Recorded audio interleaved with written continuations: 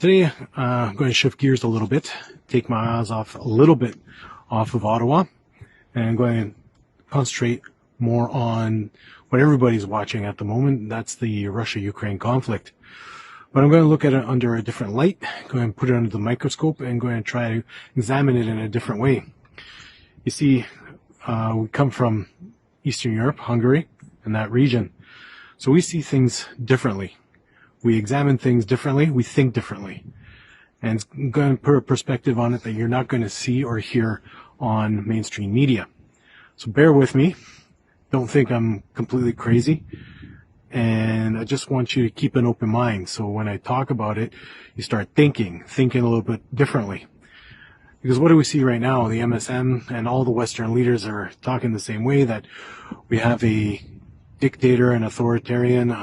We have a Stalin reincarnated within Vladimir Putin, leader of Russia. Everybody is saying the same thing, that he is the cause of everything. He's crazy, insane, and he had no right to go and invade and put a siege on the Ukraine and invade it. Don't get me wrong, war is never the answer. Nobody comes out well at the end of a war or during a war. War hurts everybody. Let that be physically, let that be economically. War is terrible. Diplomacy is always the answer. We should never be looking to war. War is the final and last means to be able to come to an agreement. It's the final resort. However, let's take a look at this Russia-Ukraine conflict, because there are a number of points that I want to show you, a number of points I want to quickly talk about, so you get an idea of where I'm coming from, where many of us see this whole conflict arising from, and why perhaps the West looks at it on a completely different lens. All right? Point number one, let's look at NATO. We know that since the fall and the dismemberment of the USSR, the Soviet Union, Russia has been asking NATO to stay away from its borders, to keep a distance from the borders. They asked NATO to not put military bases in the former Eastern European country, Eastern European bloc. If you take a look at the map of Eastern Europe, so the Baltic countries from the north all the way down through Poland, former Czechoslovakia, so Slovakia, Hungary, Romania, etc., all along the borders of the Ukraine and Russia, you're going to see numerous U.S. bases, NATO bases, and forces all set up along the Russian border. We also know that over the last number of years, NATO has been courting Ukraine. Ukraine wants in, NATO wants Ukraine in. Russia has been saying, back off. We don't want NATO in our backyard. Never mind backyard, they're right on our border. They're right in front of our door, at our front door. They're ringing the bell. We're not going to let them in. Back off. They feel that this is a threat. They feel that this is aggression from NATO's part and the USA's part. Imagine, having the situation reversed. Having, let's say, China right along the US-Canada border. Would we not say back off? Would we feel that is aggression? Would we not feel threatened? Of course we would. Back off. Russia is enforcing and asserting its will and its thoughts and its fears as well through this invasion of Ukraine. Understand this. Point number one.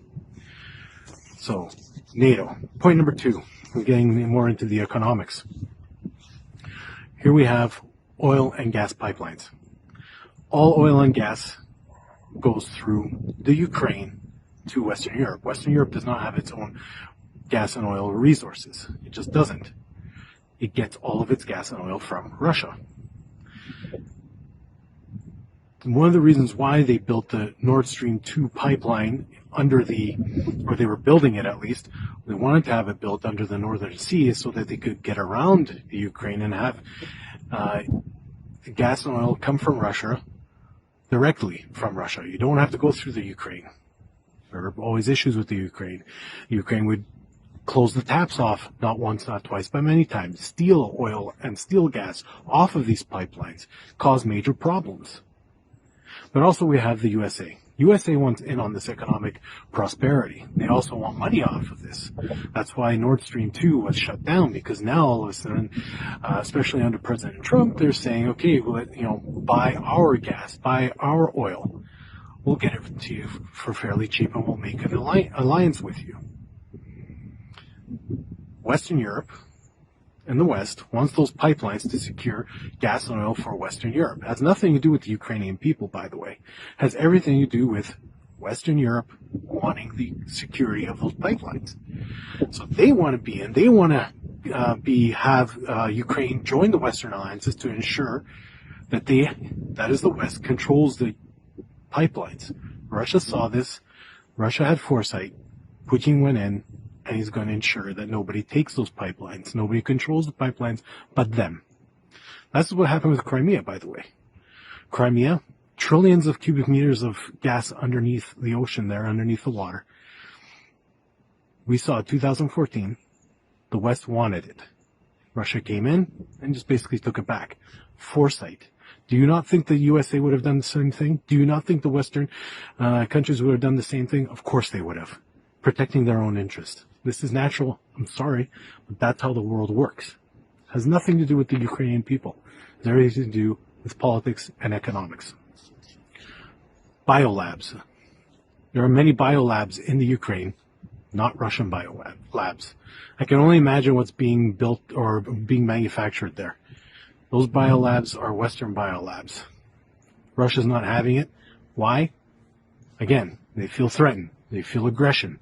They feel that they could be used against Russia at any time. So we have that point as well.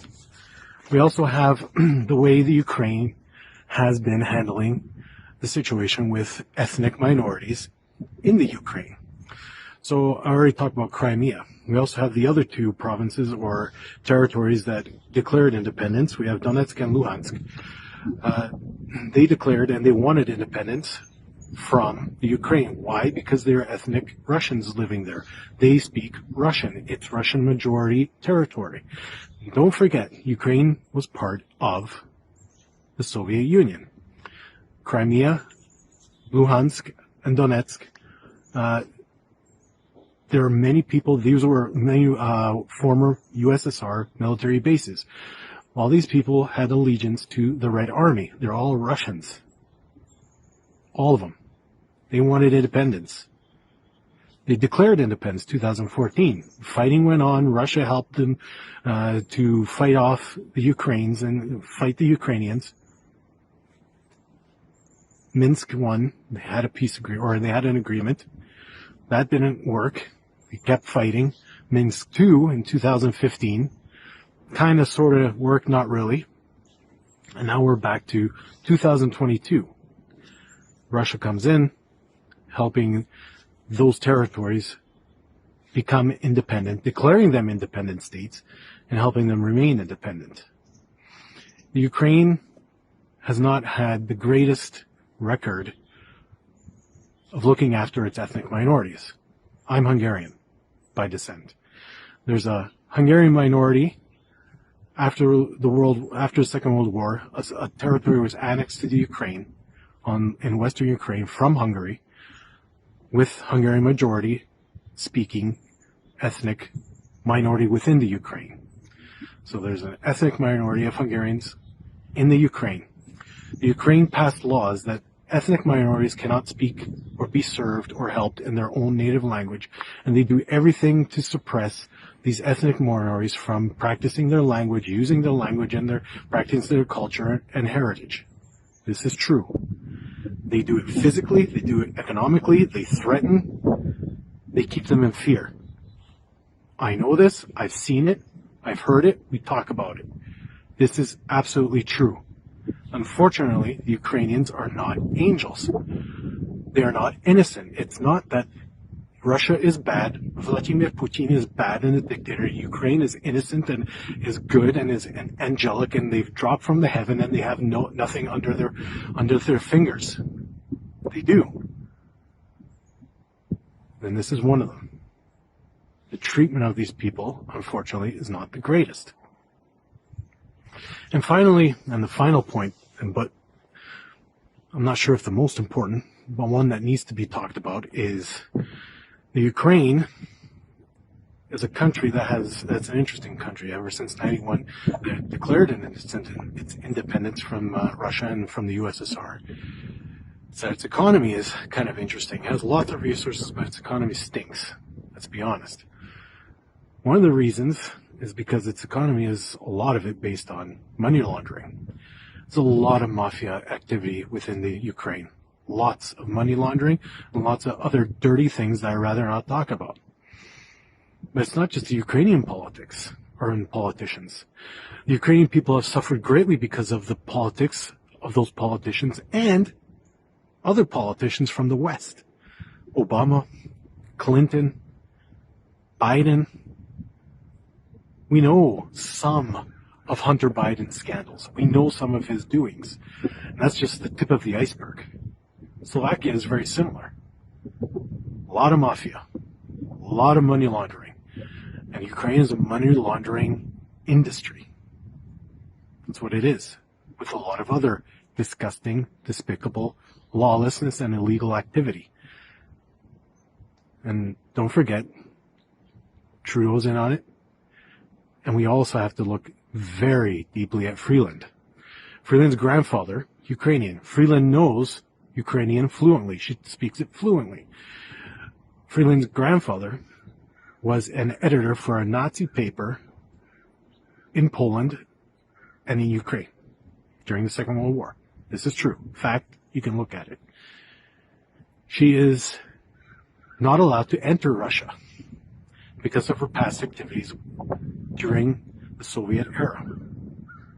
She's not allowed to enter Russia still because of her activities post-communist Russia. There are things there that are quite intriguing. A lot of stuff that not everybody knows, and a lot of stuff that we just have maybe an inkling of, but it goes deeper. And a lot of these Western leaders have a lot of dirt. A lot of it goes to the Ukraine. A lot of it leads to the Ukraine and through the Ukraine.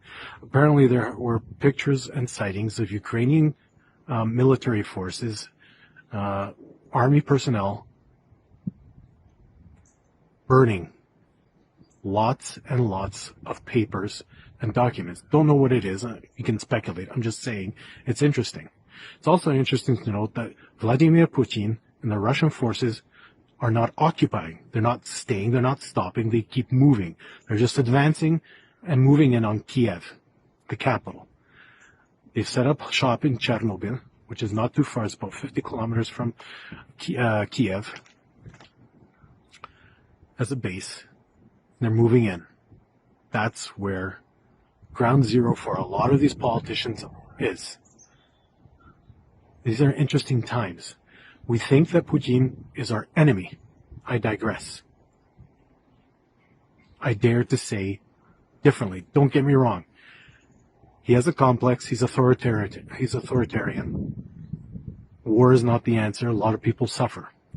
But at the same time, he has put a wrench in the works of Soros and Schwab right at this moment. The Western leaders are afraid. They are scared. All of a sudden, Ukraine means something. All of a sudden, the Ukrainian people are the center of the universe. All of a sudden, everybody is for Ukraine and with Ukraine. Every Western leader, from Biden to Macron, all of them. Think about it. Think about why. Think of the timing of this invasion. Think of the timing. Putin is calculating. Putin knows a lot. Putin is anti-WEF. Putin is not globalist. At this moment, I truly believe he's doing us a favor. He's buying us time. I really think so. There are a lot of things that we don't know that I'm just scratching the surface. But thinking about it over the last day and a half, couple of days, this is my reasoning. He's not our enemy at this point. Do we have to be careful with him? Oh, yes. Do we have to not tick him off? Please don't. He's got probably the most powerful military on this planet. And if Trudeau doesn't watch his step, Putin within a day, he's taken over. And nobody is going to go up against the Soviet Union, or Russia. Nobody is. They're too powerful and too scary, and they will not back down. Trust me, they won't. But at this moment, on this day, at this time, he's doing something that probably will help us. These are my thoughts. I just want you to think about it. Think it through, and trust me, I believe I'm on the right track.